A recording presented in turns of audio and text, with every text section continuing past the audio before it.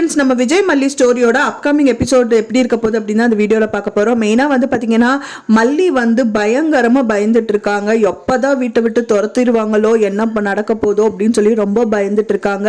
அதுக்கு மெயின் காரணமே அவங்க கனவு தான். அந்த கனவு வந்து பார்த்தீங்கன்னா அவங்க வந்து அந்த டைனிங் டேபிளில் இருக்கும்போது அன்னபூர்ணி அம்மா கை தட்டினதுக்கு அப்புறம் தான் வந்துட்டு பார்த்தீங்கன்னா அந்த கனவு கலையுது அப்படின்னே சொல்லலாம். அதில் தான் அவங்க வந்து பார்த்தீங்கன்னா வீட்டை விட்டு துரத்துற மாதிரி வந்து பார்க்குறாங்க.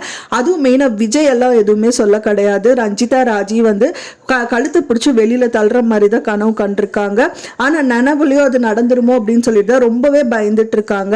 ஏன்னா கஸ்டடி கேஸ்ல வந்துட்டு நம்ம மல்லி வந்துட்டு நம்ம வெண்பாவை வந்து எப்படியோ காப்பாத்திட்டாங்க. ஆனா அதையே காரணமா வச்சுட்டு வீட்டை விட்டு வெளியில அனுப்பிடுவாங்க அப்படின்னு சொல்லிட்டு இருக்காங்க. அதே மாதிரி அவங்க அக்காவும் வந்துட்டு விஜய் கிட்ட சொல்லிட்டு இருக்காங்க, சரிக்கா நான் சரிக்காங்கிற மாதிரி தான் சொல்றாங்க.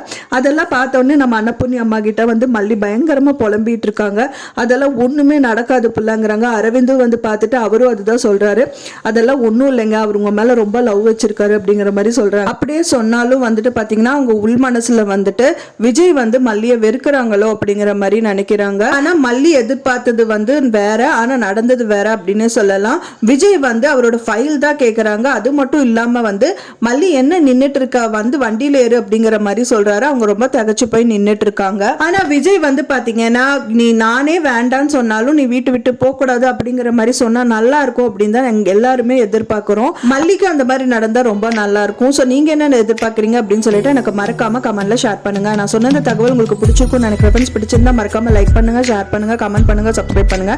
மேலும் இன்னொரு மல்லி சீரியல் அப்டேட்டோட நெக்ஸ்ட் மீட் பண்றேன். தேங்க்ஸ் ஃபார் வாட்சிங் மை வீடியோ ஃப்ரெண்ட்ஸ்.